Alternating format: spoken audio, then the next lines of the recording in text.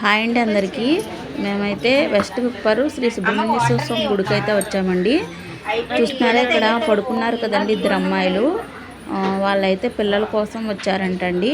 ఇలా గుడి వెనకాల చేతులు అట్టి పట్టుకుని పడుకుని ఉండాలంటండి. వాళ్ళకి కనుక నిద్ర పట్టేస్తే కనుక వాళ్ళు అనుకున్నది అవుతుందంటండి. ఇక్కడ నమ్మకం అంట అలాగా. మేమైతే ఇదే ఫస్ట్ టైం అండి రావడం ఇక్కడికి. మాకు దగ్గరగానే ఉంటుంది కానీ మేము ఎప్పుడూ రాలేదు.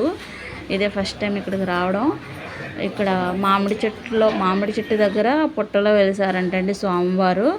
స్వయంభూగా వెలిసారండి. చాలా నమ్మకమైన దేవాలయం అంట. చాలామంది భక్తులు చెప్పారు అనుకున్నది ఏదైనా అవుతుంది అని చెప్పి, అలాగే పిల్లల కోసం వచ్చిన వాళ్ళకు కూడా పిల్లలు కలుగుతున్నారని చెప్పి చాలామంది చెప్పారండి. ఒకవేళ సర్పదోషాలు అలాంటివి ఉన్నా సరే ఇక్కడ పోతాయంట. ఇక్కడికి వచ్చి మనం దర్శించిన అభిషేకం చేయించుకున్నా సరే అటువంటి దోషాలు ఏమన్నా ఉంటే పోతాయంటండి. చూస్తున్నారు ఇక్కడ సుబ్రహ్మణ్య స్వామి విగ్రహం పెట్టారు. మనం తీసుకెళ్ళిన పాలు, అట్టపళ్ళు, ఇలాగ దీపారాధన అవన్నీ అక్కడ చేసుకోవాలి. అభిషేకం చేసుకుని ఇక్కడ స్వామివారిని ఉయ్యాలు ఊపుతున్నారండి.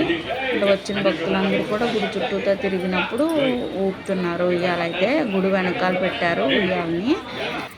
అలాగే ఇక్కడ ఒక గుడికి వచ్చిన భక్తులు ఎవరైనా చందా రాసే వాళ్ళు ఉంటే ఇక్కడ చందా రాస్తున్నారు. గుడి తరపున పెద్దలు అందరూ కూడా ఇక్కడ సమావేశమై కూర్చున్నారండి వెనకాల. ఆ వెనకాల షెడ్డులో అయితే వంటలు చేస్తున్నారు.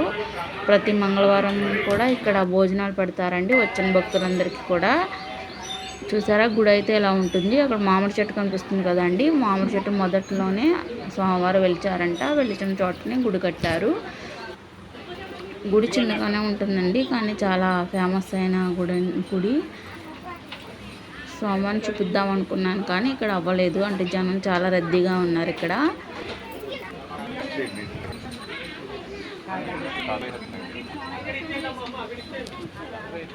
మార్నింగ్ నుంచి కూడా భక్తులు వస్తూనే ఉన్నారండి. మేమైతే టిఫిన్ చేయకుండా వచ్చాము. దర్శనం అయిపోయిన తర్వాత టిఫిన్ చేద్దామని ఇక్కడ కూర్చుని టిఫిన్ చేస్తున్నాము. మా పిల్లలు మేమందరం కూర్చున్నాము టిఫిన్ చేస్తున్నామండి. అలాగే ఇక్కడ మంగళవారం భోజనాలు పెడతారు వచ్చిన భక్తులందరికీ. కాబట్టి మేము కూడా ప్రసాదాన్ని స్వీకరించి వెళ్దామని చెప్పి ఆగిపోయాము. భోజనం చేసి వెళ్దామని ఉండిపోయామండి. మేము అభిషేకం చేయించుకోలేదు, మామూలుగానే దర్శనానికి వచ్చాము. చూడండి ఇప్పుడు క్లియర్గా కనిపిస్తున్నారు దేవుడు. స్వామివారు సర్పరూపంలో ఉన్నారు. కొంచెం రద్దీ తగ్గిన తర్వాత తీసానండి వీడియో. అక్కడ సర్పరూపంలో ఉన్నారండి స్వామివారు.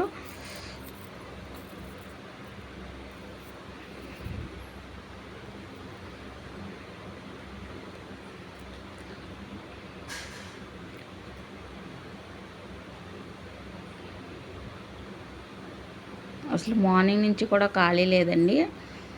తర్వాత స్వామివారిని గుడి చుట్టూతా 3 సార్లు తిప్పిన తర్వాత అభిషేకాలు అయితే స్టార్ట్ చేస్తారనమాట.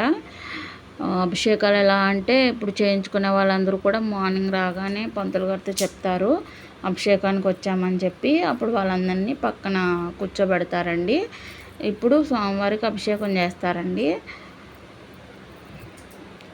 అభిషేకానికి కనీసం 2 గంటలైనా పడుతుందండి. ఇక్కడ కూడా చాలామంది దోషాలు ఉన్నవాళ్ళు, లేదంటే అనుకున్న వాళ్ళు, అభిషేకం చేయించుకోవాలి అనుకున్న వాళ్ళు, అలాగే పిల్లల కోసం వచ్చిన వాళ్ళు జంటలు ఎక్కువ మంది ఉంటారు ఇక్కడ అభిషేకానికి.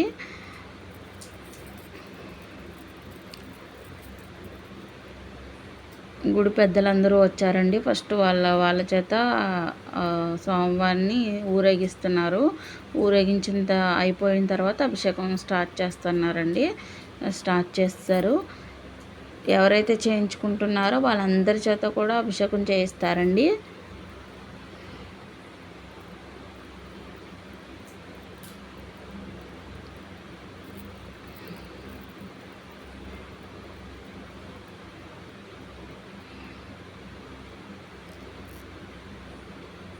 అభిషేకం కూడా చాలా బాగా జరిగింది. చాలా బాగా చేశారండి.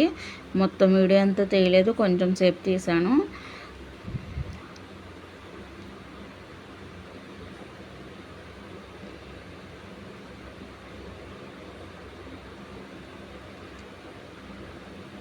అలాగే ఇక్కడ భోజనాలు పెట్టుకోవడానికి మనం ముందుగానే ఇక్కడ ఎంటర్ చేయించుకోవాలండి. అది ముందుగానే చెప్పాలన్నమాట. అంటే ఒక 2 నెలల ముందు చెప్తే మనకి డేట్ ఎప్పుడు అనేది వాళ్ళు ఫిక్స్ చేస్తారంటండి. భోజనాలకు కూడా ఎప్పుడైతే పెట్టుకోవాలనుకుంటున్నామో అప్పుడు మనం ముందుగానే చెప్పాలంట. కనీసం 2-3 నెలల ముందైనా చెప్పిన వాళ్ళు ఉంటారంటండి ప్రతి వారం కూడా.